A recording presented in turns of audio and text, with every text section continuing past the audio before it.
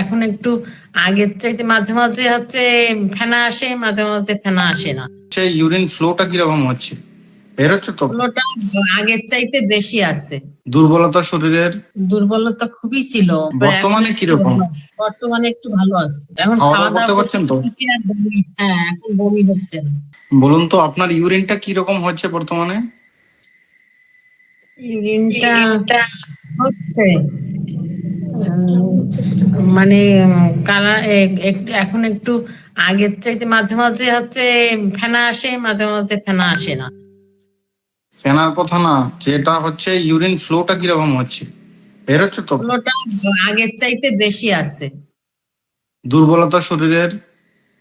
দুর্বলতা খুবই ছিল, মানে ওই বমি হয়ে প্রথম ওই যে বমিতে এত দুর্বল, মানে লবণ কমে গেছিল মানে শরীর থেকে।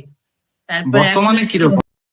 যারা America, London, Russia, Italy, Germany, France ইত্যাদি বিভিন্ন দেশে থাকেন, তাদের মনে একটা ইনকোয়ারি থাকে যে প্যাকেজ নিলে কি সবকিছু নিজের দেশেই পাওয়া যাবে। তো আমার প্যাকেজগুলো এমনভাবেই বানিয়ে দেওয়া হয় যাতে আপনি ঘরে থেকেই সবকিছু করতে পারবেন, তার জন্য চিন্তা করতে হবেন।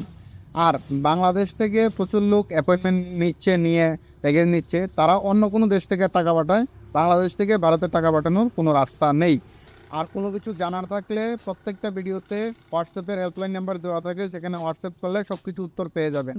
কিছু 4 নাম্বার কোয়ালিটির পদার্থ মহামূর করা হোয়াটসঅ্যাপ নম্বরে কল করে অফিস স্টাফদের বিরক্ত করে, তারা নিজের যোগ্যতা নিজে জায়গায় যাবেন আমার এখানে মানে শরীর থেকে। তারপরে বর্তমানে কিরকম? বর্তমানে একটু ভালো আছে। এখন খাওয়া দাওয়া করতে পারছি আর বমি, হ্যাঁ এখন বমি হচ্ছে না। কিন্তু ওই খাবারে যে লবণ দেওয়া হয় না, লবণ দেয় না, লবণটা হচ্ছে সিন্ধুক লবণ, সেটা খুঁজে বার করুন। হ্যাঁ হ্যাঁ সিন্ধুক লবণই খাই আমি সবসময়। পান টান কিছু খান? না, পান টান খাই না। ওই যে একটা করে ওই যে কাঁচা পান, মানে খালি পান, ওই সকালে পানের পাতা খাই। সেটা ঠিক আছে, তাহলে কোনো সমস্যা নেই। কানগুলা দেখান তো, দুটোটা কান। কুলেখাড়া পাতা কি চিনেন? হ্যাঁ কুলেখাড়া পাতা চিনি, কুলেখাড়া পাতাও খাই।